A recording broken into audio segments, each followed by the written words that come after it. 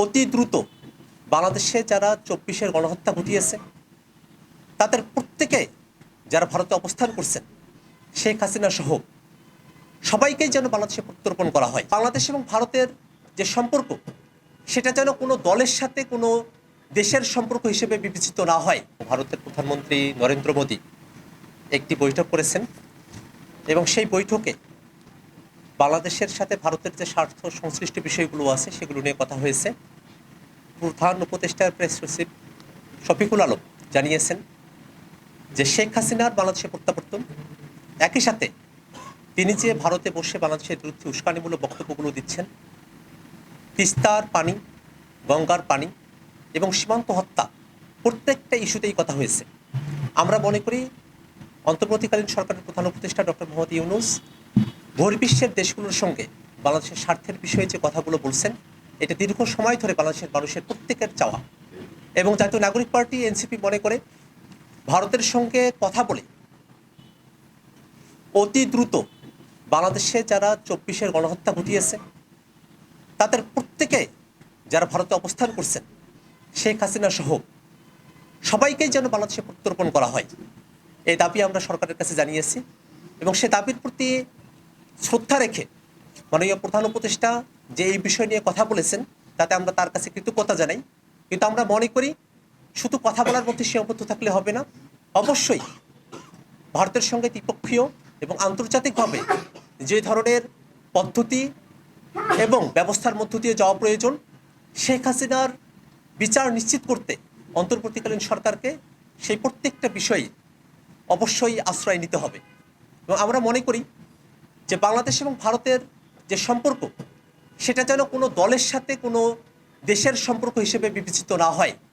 অবশ্যই ভারত এবং দিল্লিকে বাংলাদেশের জনগণের সঙ্গে সম্পর্ক তৈরি করতে হবে। বাংলাদেশের জনগণের দীর্ঘ সময়ের যে অপ্রাপ্তিগুলো আছে, তিস্তার পানি নিয়ে আছে, গঙ্গার পানি নিয়ে আছে, সীমান্ত হত্যা বাংলাদেশে যে ন্যাক্কারজনক অবস্থায় পর্যবেসিত হয়েছে সেখান থেকে মুক্তি চেয়েছে বাংলাদেশের মানুষেরা। এবং বাংলাদেশের রাজনীতিকে ভারতে বসে নিয়ন্ত্রণ করবার নানা ধরনের খায়েশাত বিভিন্ন সময় আমরা লক্ষ্য করেছি। এই প্রত্যেকটা বিষয় থেকে বাংলাদেশের মানুষ মুক্তি চায় এবং আমরা বিশ্বাস করি অন্তর্বর্তীকালীন সরকারের মাননীয় প্রধান উপদেষ্টা এবং অন্তর্বর্তীকালীন সরকার এই বিষয়গুলো নিয়ে বহির্বিশ্বের যে দেশগুলো আছে প্রত্যেকটি দেশের সঙ্গে কূটনৈতিক পর্যায়ে আলাপ আলোচনা জারি রাখবে এবং বাংলাদেশের স্বার্থের পক্ষে কাজ করবে। একই সাথে আপনারা জানতে চাইছেন যে বর্তমানে বাংলাদেশের রাজনীতি আসলে কোন দিকে ধাবিত হচ্ছে। আমরা মনে করি বাংলাদেশ বর্তমানে যে অবস্থায় পর্যবেসিত হয়েছে তাতে করে ২৪-এর অভ্যুত্থানে যারা গণহত্যা চালিয়েছে তাদের বিচার করাটা সবথেকে জরুরি বিষয়। এই বিচার শুধুমাত্র কোনো ব্যক্তির নয়, দল হিসেবে আওয়ামী লীগ বাংলাদেশে যে মানবতার বিরুদ্ধে অপরাধ চাপিয়ে দিয়েছে তার বিচার করতে হবে। এবং একই সাথে অন্তর্বর্তীকালীন সরকার যে সংস্কারের উদ্যোগগুলো গ্রহণ করেছে, সংস্কার কমিশনগুলো রিপোর্ট প্রদান করেছেন এবং ঐক্যবদ্ধ কমিশনে সেই বিষয়গুলো নিয়ে আলাপ আলোচনার ক্ষেত্র তৈরি হয়েছে। আমরা মনে করি যে রাজনৈতিক দলগুলোর জনগণের যে দাবি তার প্রতি একাত্ম হওয়া প্রয়োজন এবং অন্তর্বর্তীকালীন সরকারের সদিচ্ছা এবং রাজনৈতিক দলগুলোর সহযোগিতার ভিত্তিতেই বাংলাদেশে যে সংস্কারগুলো প্রয়োজন সেই সংস্কারগুলো বাস্তবায়ন করা সম্ভব। আমরা বাংলাদেশের প্রত্যেকটি রাজনৈতিক দলের কাছে উদাত্ত আহ্বান জানাবো, বাংলাদেশের মানুষেরা হাজারো জীবনের বিনিময়ে বাংলাদেশকে নতুন করে গড়বার যে সুযোগ পেয়েছে সেই সুযোগ যেন আমাদের হাতছাড়া হয়ে না যায়। আমরা যেন পুরনো কাঠামোতে, পুরনো ব্যবস্থাতে ফিরে গিয়ে মানুষের যে আকাঙ্ক্ষার জায়গাটি আছে সেটা যেন আমরা হারিয়ে না ফেলি, সে ব্যাপারে আমরা প্রত্যেকটি দলকে দৃষ্টি রাখবার জন্য এবং সহযোগী মনোভাব রাখবার জন্য আমরা উদাত্ত আহ্বান জানাচ্ছি।